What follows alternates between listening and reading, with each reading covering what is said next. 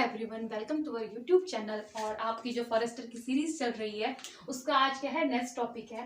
कईयों को सिलेबस में बहुत कंफ्यूजन हो रहा है कि जो सिलेबस है हमारा उसमें क्या हो रहा है कि अलग अलग दे रखा है। यूकेएसएससी में जो सिलेबस दे रखा है पर वहाँ ऊपर हेडिंग लिख रखी है आपके उसमें कि 9th और 10th का पूरा एनसीईआरटी देखनी है। तो जो आपकी फूड की थीम है उसमें आपका पहला एनिमल ब्रीडिंग था जो कवर कर दिया गया है। सेकंड क्या होगी, प्लांट ब्रीडिंग होगा और वो इसी के अंदर आता है 9th क्लास की बायो के फर्स्ट चैप्टर के अंदर ही ये आता है। इसके अंदर इंप्रूवमेंट इन फूड रिसोर्सेज मतलब, ठीक है। अब ये रहेगा कि पहले क्या करेंगे हम लोग, डेली 5 क्वेश्चन करेंगे, उसके बाद हम जो हमारा टॉपिक होगा उसको आगे बढ़ाएंगे। आप एक बार पॉज करना, इन क्वेश्चंस को करना, ठीक है। हम स्टार्ट करते हैं। देखो पहला क्वेश्चन आपके पास है, living organism are used in. तो आपको हमेशा ऑप्शंस को देख के करना होता है, ठीक है। तो कि जो लिविंग ऑर्गेनिज्म है वो कहाँ यूज होते हैं, ठीक है। क्या तो ऑर्गेनिक मैन्योर में, कि जो हमारी खाद होती है ऑर्गेनिक खाद होती है उसमें यूज होते हैं। इसमें तो जो यूज करते हैं डिकम्पोजिबल यूज करते हैं, तो लिविंग तो वो है ही नहीं। नेचुरल इंसेक्टिसाइड्स में नहीं। लिविंग ऑर्गेनिज्म को हम कहाँ यूज करते हैं, बात हो रही है पेस्टिसाइड्स में नहीं। हम किस में करते हैं, अब लिविंग से वर्ड आपको ध्यान रखना है, जहां पे लिविंग आएगा तो हमेशा आंसर कहाँ पे आता है, बायो में आता है, ठीक है। तो आंसर क्या हो जाएगा इसका, बायो फर्टिलाइजर। वो फर्टिलाइजर जो किसमें यूज करते हैं, बायोलॉजिकल जो फर्टिलाइजर यूज करते हैं, स्पेशली ऑर्गेनिक फार्मिंग में इसको यूज करते हैं। और बायो फर्टिलाइजर लगे हुए किसमें होते हैं, आपने लेग्यूम प्लांट सुने होंगे ना, तो लेग्यूम प्लांट के नीचे जो गोल गोल से ना, तो दानों में आपने मटर की देखा होगा कभी, तो उसमें मटर में क्या लगा रहता है, नीचे नीचे गोल गोल लगा रहता है, तो उन्हीं को क्या बोलते हैं, लेग्यूम प्लांट्स बोलते हैं। जो बायो फर्टिलाइजर स्पेशली देखना आप, जो नाइट्रोजन राइजोबियम एक बैक्टीरिया होता है जो उन प्लांट्स में लगा हुआ होता है, जो क्या करता है, हमारे जो नाइट्रोजन होती है, जो हमारी सराउंडिंग की नाइट्रोजन होती है उसको किसमें फिक्सेशन करता है, नाइट्रेट में फिक्सेट करता है, ठीक है। तो वही क्या होता है, हमारे पास बायो फर्टिलाइजर्स होते हैं। अब आया हमारे पास next question, sustainable agriculture involves. Sustainable world है क्या चीज, ठीक है। तो सस्टेनेबल वर्ल्ड मतलब क्या है कि आप जो चीज आज यूज कर रहे हो, ठीक है, बट उसको फ्यूचर जनरेशन के लिए भी प्रोटेक्ट करो, साथ में उसमें कम पॉल्यूटेंट यूज हो, जो हमारे इन्वायरमेंट को क्या कर रहे हो, कम हार्म पहुंचा रहे हो, ठीक है। तो वो हो गया हमारा सस्टेनेबल एग्रीकल्चर।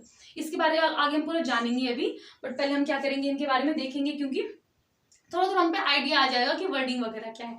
तो जो सस्टेनेबल एग्रीकल्चर होता है उसी के अंदर क्या आती है, मिक्स्ड फार्मिंग आती है। मिक्स्ड फार्मिंग मतलब क्या होता है कि आप क्या कर रहे हो, गाय भैंस को भी पाल रहे हो, साथ में आप किसी पोल्ट्री फार्म को भी चला रहे हो, या कोई भी फार्म चला रहे हो, कोई भी कल्चर कर रहे हो, और साथ में आप वो भी क्या, एग्रीकल्चर मतलब साथ में आप मतलब खेती बाड़ी भी कर रहे हो, उन सब में क्या आ जाएगा, मिक्स्ड फार्मिंग वो होती है। तो इसमें भी क्या सस्टेनेबल हो रहा है चीजें, है ना। सेकंड आ जाएगा मिक्स्ड क्रॉपिंग। मिक्स्ड क्रॉपिंग क्या होती है, आपने एक क्रॉप बोगे उसके साथ दूसरी क्रॉप भी बोगे, ठीक है। तो जो एक चीज की कमी हो रही होगी, प्लांट दूसरी चीज की कमी को क्या कर देगा, पूरा कर देगा। तो जो मेरी सॉइल की फर्टिलिटी है वो बनी रहेगी, ठीक है। साथ में क्रॉप रोटेशन। अब जैसे होता ही है कि आपने एक क्रॉप लगा दी, अगर उस प्लांट ने वो क्रॉप सारी, मतलब उस प्लांट ने आपकी मिट्टी से सारी की सारी, वो अगर नाइट्रोजन प्लांट था उसने सारी की सारी ले ली नाइट्रोजन, तो आप उसके बाद क्या लगाओगे, आप लेग्यूमिनस प्लांट लगाओगे, जो उसमें क्या करेगा, नाइट्रोजन पूरा उस मिट्टी में भर देगा, जिससे आपकी जो फर्टिलिटी है वो कम ना हो, ठीक है, मतलब बरकरार रहे। तो इसका ऑप्शन क्या हो जाएगा, ऑल ऑफ दीज हो जाएगा। Which one of not the source of carbohydrate. Carbohydrate का सोर्स कौन नहीं है, राइस में तो बहुत ज्यादा मिलता है, मिलेट्स में भी मिलता है। तो जो ग्राम्स होते हैं, सोरगम में भी मिलता है। जो ग्राम्स होते हैं स्पेशली दाल, तो दाल किस चीज के लिए फेमस होती है, अपनी प्रोटीन के लिए फेमस होती है। तो इसलिए क्या होगा, जो दाल होती है, जो ग्राम्स होते हैं, उसका क्या हो जाएगा, उसमें क्या नहीं मिलता है, हमारे पास कार्बोहाइड्रेट नहीं मिलता है। अब आया the principal cereal crop of India. जो मेन क्रॉप है इंडिया की, इन चार में से कौन सी है, ठीक है। उन्होंने 4 ऑप्शन दिए, इसलिए इन 4 में से कौन सी है, इन चारों में से कौन सी है, राइस है, क्योंकि जो इंडिया है वो सेकंड लार्जेस्ट प्रोड्यूसर है किसका, राइस का। फर्स्ट कौन है, फर्स्ट है चाइना। सबसे ज्यादा राइस कौन करता है, चाइना करता है। नेक्स्ट कौन करता है, इंडिया करता है। अब which one of the following is micronutrients. तो 1950 में हमारे पास एक साइंटिस्ट हुए थे जिन्होंने क्या किया था, जो न्यूट्रिएंट्स जो प्लांट्स को चाहिए थे उनको 2 पार्ट में बांट दिया था, माइक्रो और मैक्रो। वो अभी आगे हम देखेंगे, इसमें हमें जो आगे पढ़ेंगे न्यूट्रिएंट्स के बारे में। तो इनमें से चारों में से कौन सा माइक्रोन्यूट्रिएंट्स है और क्या नहीं है। तो एक होते हैं माइक्रो और एक होते हैं मैक्रो। तो किसी हमेशा आप याद करने, मैक्रो की सीरीज हमेशा याद कर लेना। तो मैक्रो की सीरीज के जो होंगे, जो बच गए वो माइक्रो जाएंगे। तो उसमें होता है nitrogen, phosphorus, potassium, calcium, magnesium and sulphur, ये हैं। तो ये सारे किस में आएंगे, आपके मैक्रोन्यूट्रिएंट्स में आएंगे। और जो बचा हुआ है वो किस में आ जाएंगे, माइक्रो में आ जाएंगे। तो यहाँ पे कौन सा बचा हुआ है, बोरॉन बचा हुआ है। तो क्या हो जाएगा, बोरॉन क्या हो जाएगा आपके पास, माइक्रोन्यूट्रिएंट्स हो जाएगा, ठीक है। तो ये आपके 5 क्वेश्चन थे। डेली ऐसे करेंगे कि कोई 5 क्वेश्चन जो इंपॉर्टेंट क्वेश्चन उन 5 क्वेश्चन को करेंगे उस चैप्टर से रिलेटेड, फिर आगे अपने जो टॉपिक होगा उसको बढ़ाएंगे, ठीक है। अब देखो हम सबसे पहले देखेंगे जिसके बारे में आज हम पढ़ रहे हैं, एनिमल्स के बारे में लास्ट क्लास में पढ़ लिया था, आज हम पढ़ रहे हैं प्लांट्स के बारे में। तो सबसे पहले देखेंगे क्रॉप क्या होती है। आपने सुना होगा क्रॉप, तो क्रॉप होती क्या है, ठीक है। तो आप देखते हैं क्रॉप क्या चीज। तो जो क्रॉप है, हम किसी भी चीज को ऐसे नहीं क्रॉप बोलते हैं। आपकी कोई खेती बाड़ी है, मतलब कोई भी एक खेत है आपके घर के आगे, कोई भी आपके आगे फील्ड है, आप उसको बोलोगे वो क्रॉप है। तो क्रॉप के कुछ कुछ जो एनसीईआरटी ने कुछ नॉर्म्स दे रखे हैं, हम किसको हम क्रॉप बोलेंगे, किसी मैन के या वुमेन के द्वारा, किसी ह्यूमन बीइंग के द्वारा उगाया गया हो, लार्ज अमाउंट में उगाया गया हो,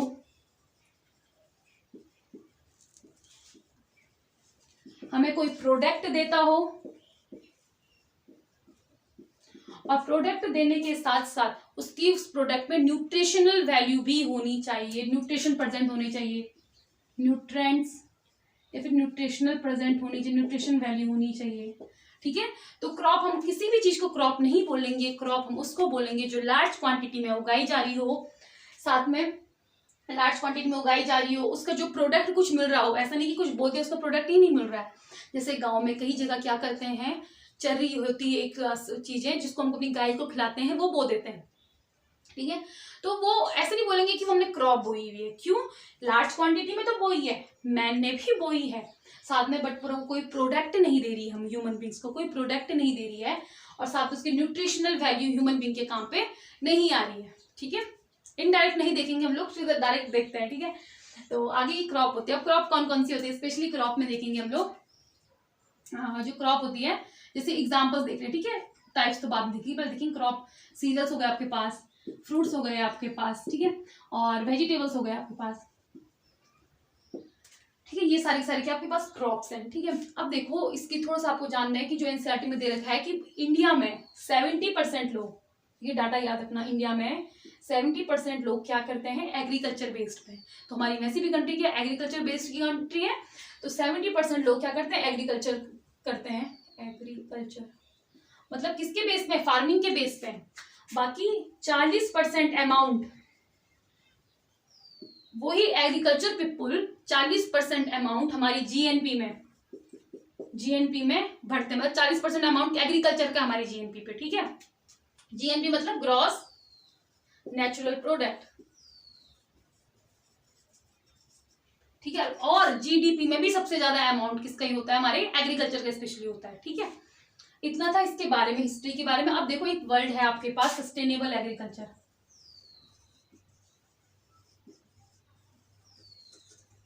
जब हम एमसीक्यू भी कर रहे थे तो वहां पे भी आया था एक वर्ड सस्टेनेबल एग्रीकल्चर। और हमेशा याद रखना, एग्रीकल्चर हम सिर्फ इसको नहीं कहेंगे कि आप फार्मिंग कर रहे हो, फार्मिंग भी नहीं, सिर्फ आप जो पेड़ पौधे वगैरह के लिए हम एग्रीकल्चर नहीं बोलते हैं, मिक्सअप के लिए हम एग्रीकल्चर बोलते हैं। आप प्लांट्स के लिए भी एग्रीकल्चर यूज कर सकते हो, एनिमल्स के लिए भी एग्रीकल्चर यूज कर सकते हो, ठीक है। अब देखो सस्टेनेबल एग्रीकल्चर से जानने से पहले सुनो कि जो हमारे पास क्या होता है, ग्लोबल हंगर इंडेक्स होता है एक, ठीक है, जो इकोनॉमिक फोरम क्या करता है, उसको लॉन्च करता है। तो जो ग्लोबल हंगर इंडेक्स है उसमें इंडिया की रैंकिंग है 94 आउट ऑफ 107, जो बहुत ही ज्यादा मतलब कहते हैं खराब है। हमारे यहाँ पे इतना ज्यादा मतलब भूखमरी जिस चीज के लिए बोल सकते हैं है अभी भी, तो 94 नंबर बहुत ज्यादा होता है। तो इस 94 नंबर को कम करने के लिए बहुत टाइम से हम लोग लगे हुए हैं। तो उस चीज के लिए क्या कर रहे हैं, मतलब एमएस स्वामीनाथन के टाइम से, मतलब जो हमारे पास का तो डॉक्टर एमएस स्वामीनाथन ने क्या किया था, ग्रीन रिवॉल्यूशन चलाया था 65 के करीब। तो उस टाइम पे भी बातें सब यही चल रही थी। तो एक तो पहले आपको ये जो डाटा है, बाकी जो डेफिनेशंस तो हमको याद रखनी है, बट ये जो डाटा है आपको बिल्कुल एक्यूरेट याद रखना है। ये डाटा हो गया, ये डाटा हो गया, ये एनसीईआरटी मतलब ये तो करंट अफेयर का डाटा है, पर ये एनसीईआरटी के डाटा है, ये आपको याद रखना है। अब आएगा सस्टेनेबल एग्रीकल्चर। हमें एक ऐसा एग्रीकल्चर करना है जिससे क्या हो, हम लोगों के जो हमारे नेचुरल रिसोर्सेस है वो बचे रहें, ठीक है। दूसरा जो है कि जो हमारी कंट्री में पॉल्यूशन हो रहा है वो कम पॉल्यूशन हो, और यील्ड भी ज्यादा हो, टेक्नोलॉजी कम यूज हो, टेक्नोलॉजी ऐसे यूज हो कि जिससे पॉल्यूशन कम हो, हमारे जो नॉन रिन्यूएबल रिसोर्सेज है वो भी मतलब ज्यादा हार्म नहीं हो, नेचुरल कंजर्वेशन रहे, और यील्ड ज्यादा हो, स्पेशली यील्ड ज्यादा हो। यील्ड ज्यादा हो, यील्ड ज्यादा के लिए हमने ब्रीडिंग वगैरह के बारे में पढ़ा था, पर यील्ड ज्यादा होनी चाहिए, क्यों, इसको कम करने के लिए, है ना, हमको इसको कम करने के लिए क्या करना है, यील्ड को क्या करना है, ज्यादा करना है। ठीक है, अब इसको समझने से पहले आपको एक और चीज देखनी होगी। जब हमारे पास ग्रीन रिवॉल्यूशन चलाया गया था तो ग्रीन रिवॉल्यूशन में हम लोगों ने फर्टिलाइजर्स यूज किए थे, है ना। तो जो फर्टिलाइजर्स होते हैं वो ठीक है हमको जल्दी रिजल्ट दे देते हैं, पर वो हमारे खेत को भी खराब कर देते हैं। कभी वो हमारे अगर बॉडी में चले गए तो हमारी बॉडी को भी इन्फेक्टेड कर देते हैं। अगर ये पानी में चले गए तो एल्गल ब्लूम, यूट्रिफिकेशन की कंडीशंस आ जाती है ना, कि पूरे के पूरे क्या हो जाएंगे, उसमें कुछ मतलब कैसे काई सी जम जाएगी, जैसे जो हमारे प्लांट्स एनिमल्स हैं जो वहाँ नीचे होते हैं, हमारे पानी के नीचे होते हैं, उनको प्रॉब्लम आ जाए, ऑक्सीजन नहीं पहुंच पाती है उन पे। तो ये क्या होता है, जो फर्टिलाइजर हम यूज कर रहे थे उस टाइम पे, हमने सीड फर्टिलाइजर वगैरह डाले थे ना, मंगाए थे बाहर से, तो जो फर्टिलाइजर यूज कर रहे हैं हम लोग, वो क्या कर रहा था, प्रॉब्लम क्रिएट कर रहा था। इस कारण हमने सस्टेनेबल एग्रीकल्चर अपनाया। अब किसी भी पुरानी चीज से नई चीज में आने के लिए बहुत दिक्कत लगती है, तो सिर्फ इंडिया में सिर्फ 4% लोग हैं जो ऑर्गेनिक, ये कैसा ना, सस्टेनेबल एग्रीकल्चर को फॉलो करते हैं। ठीक है, ये भी ध्यान रखना, सिर्फ 4% लोग भारत में हैं जो क्या करते हैं, इसको, इस फार्मिंग को फॉलो करते हैं। अब 4% हो गए, अब बात ये आई कि इसके अंदर आता क्या क्या है। सस्टेनेबल एग्रीकल्चर आप कर कैसे सकते हो, तो कुछ टर्म्स हैं, जैसे आपने 3 तो पढ़े थे ही, चौथा एक इंटीग्रेटेड फार्मिंग था, जैसे आपने पढ़ा था क्रॉप, मिक्स्ड क्रॉप वाली, मिक्स्ड क्रॉप पढ़ दिया था, ऑर्गेनिक मिक्स्ड क्रॉपिंग पढ़ दी थी, मिक्स्ड फार्मिंग पढ़ दी थी, और क्रॉप रोटेशन पढ़ दिया था। अब देखेंगे हम लोग इंटीग्रेटेड फार्मिंग। जो इंटीग्रेटेड फार्मिंग होती है उसमें आप प्लांट्स को भी एनिमल्स को भी क्या करते हो, साथ में रखते हो और फार्मिंग को इंटीग्रेट करते हो। ठीक है, मतलब इसका जो प्रोडक्ट होगा वो इसके लिए यूज होगा, इसका जो प्रोडक्ट होगा वो इसके लिए यूज होगा। प्रोडक्ट मतलब वेस्ट मटेरियल स्पेशली, है ना, वो इसके लिए यूज होगा, वो इसके लिए यूज होगा, उसको कहते हैं इंटीग्रेटेड फार्मिंग। इसका और है ऑर्गेनिक फार्मिंग, जो आपने गांव में हर जगह सुना होगा कि खाद, जो घर की बनाई खाद है उसको यूज करो आप, उसने टेक्निक्स बताई हैं घर में, बहुत गांव में बहुत सारी योजनाएं चली हैं कि आपको सिखाया गया है कि ऑर्गेनिक खाद आप बना कैसे सकते हो। ठीक है, रासायनिक खाद कैसे बना सकते हो। तो जो ऑर्गेनिक है, ऑर्गेनिक फार्मिंग, तो ऑर्गेनिक फार्मिंग को सबसे पहला किस स्टेट ने किया था, ऑर्गेनिक फार्मिंग सबसे पहले हुआ था सिक्किम में स्टार्ट। तो ये हमेशा ध्यान रखना, जो सबसे पहली जहां यूज होती है तो वो हमेशा पेपर में पूछा जाता है। तो सिक्किम हमारे पास ऐसी वो स्टेट है जिसने क्या किया था, इसको स्टार्ट किया था। सिक्किम की वो कहाँ है, कैपिटल कहाँ है, गैंगटॉक। ध्यान रखना, कुछ कुछ चीजें जो होती है ना वो याद रखना है इसमें। ठीक है, और मतलब से पास, मतलब जो भी चीजें आती है सिक्किम से रिलेटेड कोई भी वर्ड आया तो उसकी पूरी की पूरी हिस्ट्री ज्योग्राफी सब ध्यान में जानी चाहिए। ठीक है, तो अब ये आ गया ऑर्गेनिक फार्मिंग के बारे में। ऑर्गेनिक फार्मिंग होती क्या है, ऑर्गेनिक फार्मिंग स्पेशली क्या होती है, इसमें हम लोग without the use of any inorganic substance, किसी भी इनऑर्गेनिक सबस्टेंस का मतलब स्पेशली यूज नहीं करेंगे। ठीक है, मतलब ज्यादा से क्या करेंगे, मैन्योर यूज करेंगे। मैन्योर मतलब क्या होता है, इसमें हम ऑर्गेनिक चीजें यूज करते हैं। ठीक है, और मैन्योर यूज करेंगे, साथ में बायो फर्टिलाइजर, बायो पेस्टिसाइड्स हम यूज करेंगे, और क्या करेंगे हम लोग इसको, इस फार्मिंग को अपनाएंगे, जिससे क्या होगी, सस्टेनेबल के जो फायदे थे ना वो सारे के सारे फायदे हमारे इसके भी होते हैं। ठीक है, ऑर्गेनिक फार्मिंग के भी सारे के सारे वो ही फायदे हैं। तो एक बायो फर्टिलाइजर में हम ये देख सकते हैं, बायो फर्टिलाइजर से नीम होती है हमारी। ठीक है, तो नीम में भी क्या, अगर हमारे खेतों में कुछ उग रहा है खराब, मतलब कोई कीड़ा हमारे अगर उसको खा रहा है तो आप क्या कर सकते हो, नीम डाल सकते हो उसमें। ऐसी मतलब जो भी चीजें होती है, थोड़ी थोड़ी चीजें वो ध्यान रखना और उसमें ये डालते हैं। अब देखो एडवांटेजेस क्या क्या होते हैं सस्टेनेबल डेवलपमेंट के, सस्टेनेबल एग्रीकल्चर के। सबसे पहले जो हमारी साइकिलिंग चलती है, ठीक है, नेचर की साइकिल चलती है, नाइट्रोजन साइकिल, जो भी साइकिलें चलती है वो बैलेंस्ड रहती हैं। क्यों, क्रॉप रोटेशन भी कर रहे हो आप। ठीक है, क्रॉप रोटेशन के कारण क्या होती रहेंगी, साइकिलें चलती रहेंगी तो बैलेंस्ड रहती हैं। दूसरी आपकी इनकम का क्या है, ये क्रॉप रोटेशन के कारण साइकिल बैलेंस्ड रहेगी, नेचुरल साइकिल स्पेशली बैलेंस रहेगी। ठीक है, नेचुरल साइकिल बैलेंस रहेगी। दूसरा इनकम का ज्यादा वो होता है। ठीक है, अब इनकम का ज्यादा देखो कैसे, आप मतलब सब कुछ साथ में कर रहे हो तो मतलब जो इनकम आएगी आपकी, जो फर्टिलाइजर के लिए पैसा खर्च होता था उस फर्टिलाइजर का पैसा खर्च नहीं होगा। आप जो घर की खाद बनाई हुई होगी, जो काउ डंग होगा, ठीक है, उसको यूज करोगे अपने फर्टिलाइजर में, तो वो भी क्या होगी, इनकम का ज्यादा अच्छा साधन हो जाएगी। साथ में सस्टेनेबल में क्या होगा, आप दो चीज साथ में करोगे, आप एनिमल्स को भी पालोगे, साथ में आप एग्रीकल्चर भी करोगे, तो वो दोनों साथ में होएगा तो आपकी इनकम बढ़ जाएगी।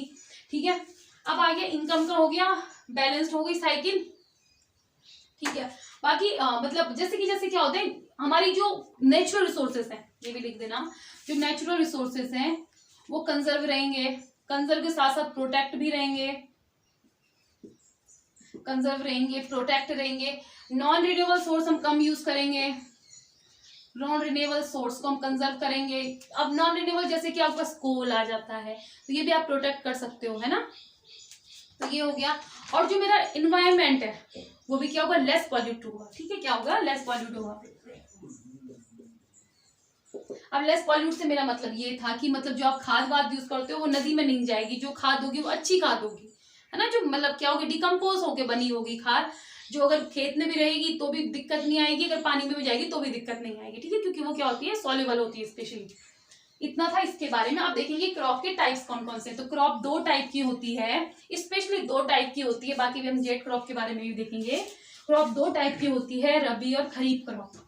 तो आप देखना, जो खरीफ क्रॉप होती है जो आप आजकल यूज कर रहे हो, ठीक है, क्योंकि ये मौसम किस चीज का है, बरसात का मौसम लगने वाला है ना।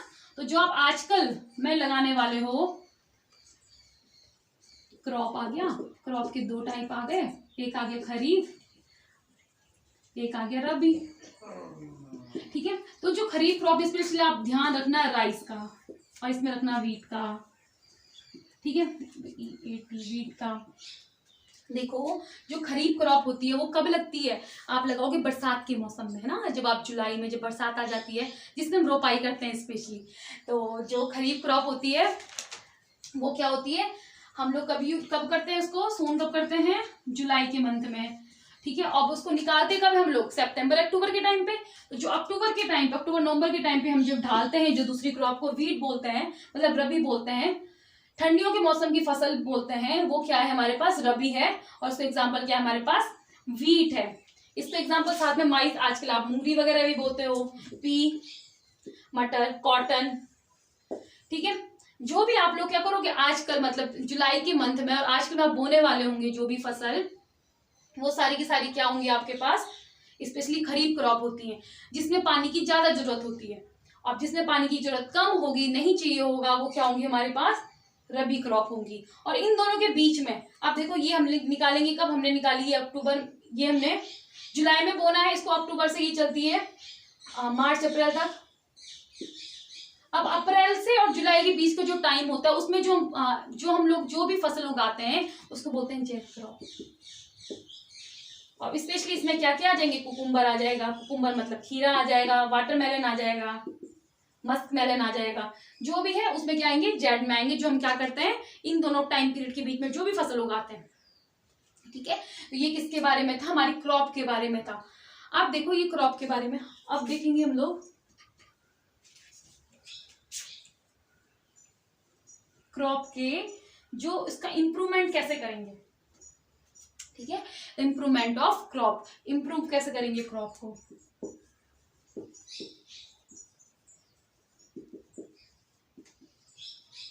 ठीक है, क्रॉप का इंप्रूवमेंट के बारे में बात आई है। तो क्रॉप की इंप्रूवमेंट के 3 तरीके हैं।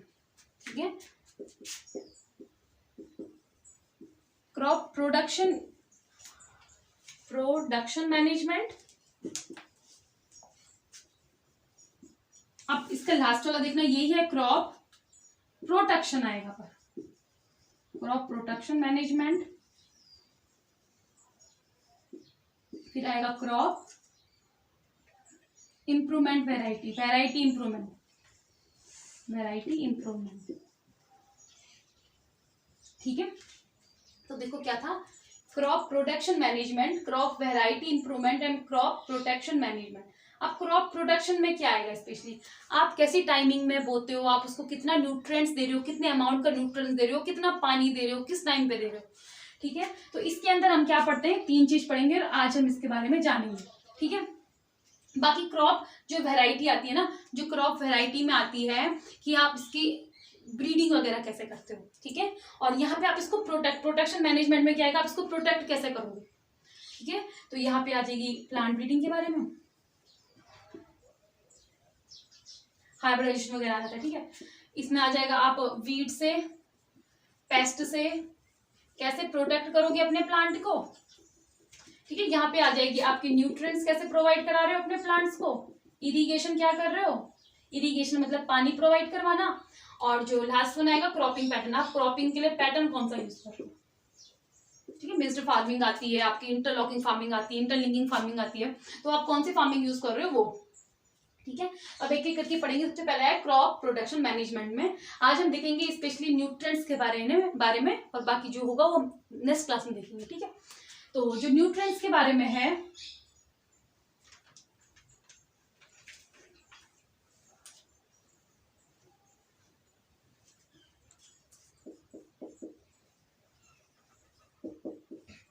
जैसे हमारी बॉडी को मेटाबॉलिज्म करने के लिए, ग्रो करने के लिए क्या चाहिए होते हैं, न्यूट्रिएंट्स चाहिए होते हैं, वैसी प्लांट की बॉडी को भी मेटाबॉलिज्म करने के लिए, ग्रो करने के लिए क्या चाहिए होते हैं, न्यूट्रिएंट्स चाहिए होते हैं। वो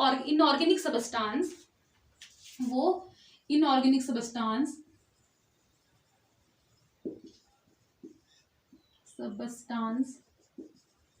जो हेल्प करते हैं प्लांट को मेटाबॉलिज्म के लिए, ग्रोइंग के लिए, किसी भी चीज के लिए, उन इनऑर्गेनिक सबस्टांस को हम क्या बोलते हैं, न्यूट्रिएंट्स बोलते हैं। और ये पाया गया, और जो हमारी क्रॉप होती है ना, ये भी ध्यान रखना, 2000 क्रॉप प्लांट्स हैं जो हम क्रॉप के जैसे यूज कर सकते हैं, तो ये भी ध्यान रखना, ठीक है, कि 2000 प्लांट्स हैं जिसके हम क्रॉप जैसा यूज कर सकते हैं, मतलब खाने के लिए यूज कर सकते हैं, ठीक है। अब आया कि जो इनऑर्गेनिक सबस्टांस क्या होते हैं, ठीक है, ये हो गया आपके पास। अब इसको क्या किया गया है, जब किसी प्लांट की ऐश को देखा जाता है, मतलब किसी प्लांट की राख को देखा जाता है, मतलब प्लांट जलाने के बाद राख को देखा जाता है, लैब में टेस्टिंग की जाती है, तो ये देखा गया है कि उसमें 40 टाइप के न्यूट्रिएंट्स पाए गए हैं। 40 टाइप के न्यूट्रिएंट्स पाए गए हैं, उन 40 में जो 30 न्यूट्रिएंट्स है वो इसेंशियल्स हैं। अब उन 13 एसेंशियल्स में भी हमारे पास एक साइंटिस्ट आए, मेज, इन 1915 में, याद रखना मेज, ठीक है, एनसीईआरटी में दे रखा है क्योंकि नाम से ही दे रखा है। तो जो मेज साइंटिस्ट आए, उन्होंने क्या किया, इनको माइक्रो, मैक्रो और माइक्रो में बांटा, ठीक है। अब मैक्रो न्यूट्रिएंट्स और माइक्रो न्यूट्रिएंट्स में बांटने में किस तरीके से बांटे इन्होंने देखा, अगर कोई चीज 1 से 1 ppm पार्ट पर मिलियन से ज्यादा है तो वो मैक्रो न्यूट्रिएंट्स आ जाएगा, ठीक है। कोई एक जगह है, मतलब किसी एक कंपाउंड में, किसी एक पार्ट में, ठीक है, किसी एक पार्ट में कोई वो सबस्टांस, कोई भी सबस्टांस अगर 1 में है, उसके अमाउंट 1 है, तो मतलब वो क्या आ जाएगा, 1 से ज्यादा है तो वो क्या आ जाएगा, हमारे पास मैक्रो आ जाएगा, और लेस देन 1 आ जाएगा तो वो क्या आ जाएगा, ppm या ना पार्ट पर मिलियन, तो वो क्या आ जाएगा, माइक्रो आ जाएगा, ठीक है। जो मैक्रो सबस्टांस होते हैं वो कहाँ कहाँ यूज होते हैं, तो जो मैक्रो आता है ये आता है आपके ऑस्मोटिक पोटेंशियल में, वो ही जो पोटेंशियल ऑस्मोसिस होता क्या है, क्या होता है कि flow of solvent from a semi permeable membrane is called the osmosis, ठीक है। अब आ जाएगा ऑस्मोटिक पोटेंशियल हो गया, साइड में इलेक्ट्रॉन ट्रांसफर। इलेक्ट्रॉन ट्रांसफर आपने 11-12 में पढ़ा होगा, आपने एक्टिव ट्रांसपोर्ट, पैसिव ट्रांसपोर्ट पढ़ा होगा, इसमें इलेक्ट्रॉन क्या होता है, ट्रांसफर होता है, वही है इलेक्ट्रॉन ट्रांसफर के बारे में। तो आपके यहाँ पे वो ज्यादा इंपॉर्टेंट है नहीं, पर ध्यान रखना इलेक्ट्रॉन ट्रांसफर की काम आता है, आपकी बुक में लिखा हुआ है इलेक्ट्रॉन ट्रांसफर, ठीक है। उसके बाद नेक्स्ट आ जाएगा आपके पास जो प्रोटोप्लाज्म मैन्युफैक्चर के, प्रोटोप्लाज्म बनाने के, ठीक है, प्रोटोप्लाज्म बनाने के काम आ जाता है। अब जो ये होता है माइक्रो, जो होता है, जो ये माइक्रो यूज होता है वो एंजाइम एक्टिविटी के, जो एंजाइम एक्टिविटी होती है उसमें काम आते हैं। अब देखो ये कितने होते हैं, ये 6 होते हैं काउंट में, ये 13 में से, और ये कितने हो गए, 7 हो गए। अब 6 के नाम क्या क्या थे अभी हमने देखे थे, यहाँ पे देखो आप, calcium, magnesium, sulphur, nitrogen, potassium, nitrogen, phosphorus और पोटेशियम, तो ये कौन से हैं आपके पास, मैक्रो न्यूट्रिएंट्स है, ठीक है। अब मैक्रो न्यूट्रिएंट्स के बाद यहाँ पे जो माइक्रो आएंगे वो कौन से आएंगे, जिंक आ जाएगा आपके पास, मैग्नीज आ जाएगा, मोलिब्डेनम आ जाएगा, बोरॉन आ जाएगा, क्लोरीन आ जाएगा, ठीक है, क्लोरीन आ जाएगा, कॉपर आ जाएगा, और आएगा आयरन, ठीक है। तो ये 7 क्या हो गए आपके पास, माइक्रो और मैक्रो न्यूट्रिएंट्स के बारे में आपको बताया। अब जो इसके आगे है उसको हम पढ़ेंगे नेक्स्ट क्लास में, मतलब इसके बाद क्या होता है, रिप्लेनिशिंग होता है, मैन्योर के बारे में, फर्टिलाइजर्स के बारे में, वर्मी कंपोस्ट के बारे में, इसके नेक्स्ट क्लास में पढ़ेंगे। Okay, thanks for watching.